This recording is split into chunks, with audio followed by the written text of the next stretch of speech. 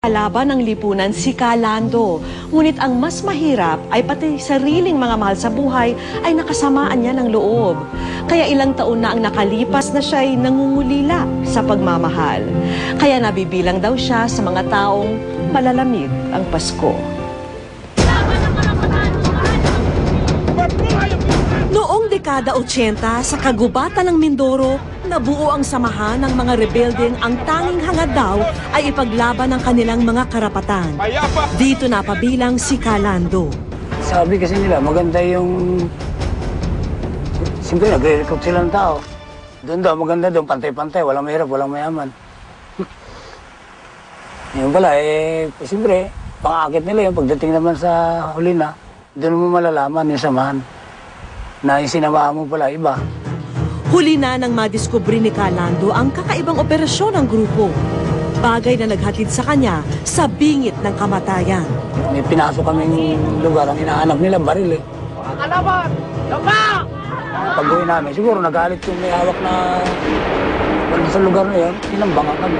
Wala naman sila naibigay na tulong, pinabayaan din. Ang masakit niyan, nung wala ako, papatayin pa ako. Mahirap sa samahan na ganyan eh. Gawa ng yung mga umambos daw, mga kasamahan ko raw yun. Nakulong at nakasuhan ng rebelyon si Kalando. At tila damay rin sa kanyang sentensya ang asawa niyang si Nanay Luz at ang tatlo nilang anak na sina Rodente, Glaricel at Rochelle. Pare-pareho silang apektado sa pagkakapiit ng haligi ng kanilang tahanan. Makalipas ang 3 buwan, pinalaya rin si Kalando. Pero hindi raw siya makatakas sa anino ng tinalikurang grupo. Nung umuwi ako, sabi nung kumpare ko na pulis, sabi niya, pare, umalis ka muna dito. Kung gusto mo pang mabuhay ng matagal, ginawa ko, nagpasundo ako sa ate ko, dito ako pumunta sa Maynila. Naiwan ang pamilya ko ngayon, sabi ko sa pamilya ko, pagka medyo gumaling na yung pa ako at makakapaghanap buhay, kukunin ko kayo. Ang kanya namang paglayo, naging mitya para tuluyang mawasak ang kanilang pamilya. Kasi sulat ako ng sulat, wala nang... Hindi ko maganti ng sulat. Hindi ko malaman kung ano nangyari. Di lumakad na, mga 1 linggo may dumating na sulat sa akin. May asawa na raw. Dahil sa nabalitaan, bumalik ng Mindoro si Tatay Lando. At doon, personal niyang narinig ang mga paliwanag ni Nanay Luz. Ngunit ng mga panahong yun, nilamo na raw ng galit ang kanyang pagmamahal para sa pamilya. Siyempre, naisip ko ba yung mga anak ko sa'yo, kawawa naman yung mga anak ko. Parang yung galit ko sa kanya, parang pati anak ko nadamay eh. Ganun na nangyari.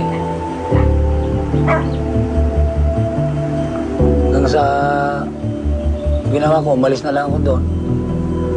Lumas uli ako ng Maynila. Makalipas ang halos 2 dekada, dito na napadpad si Tatay Lando sa Tanza, Cavite. Mag-isang namumuhay bilang katiwala sa isang lupa at tagabantay ng mga hayop. Dahil wala naman daw siyang natatanggap na sweldo, pangingista sa ilog na lang daw ang kinabubuhay niya. Bala ko po sana magkunalan ako ng hayop, ng alaga, para kahit pa paano, mayroon naman akong pinagkakakitaan. Kasi po hindi man ako pwedeng maghanap buhay, gawa ng sugat ko pagka napur siya, masakit. Ang idinadaing ni Tatay Lando ang lumala niyang sugat dahil sa pagkakatinik habang nagtatanim. Pinagamot ko, sabi ng doktor, huwag na raw ilusong sa putik.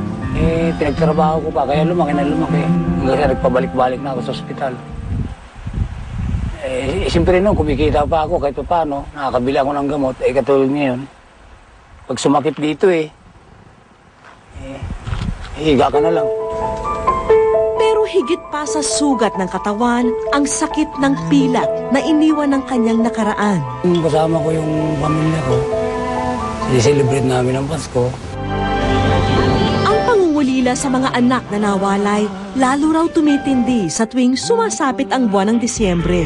Sana ngayong Pasko ay maalala mo pa rin ako.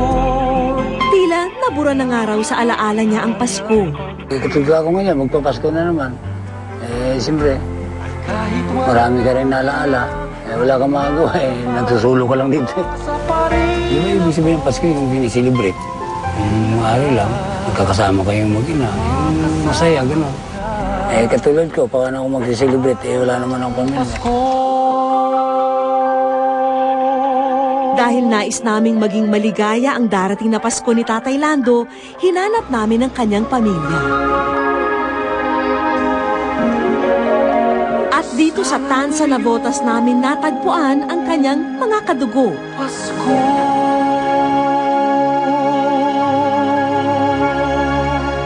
Sa aming pagbabalik, Hanggang ngayon, iniisip ko bakit di niya kami hinanap.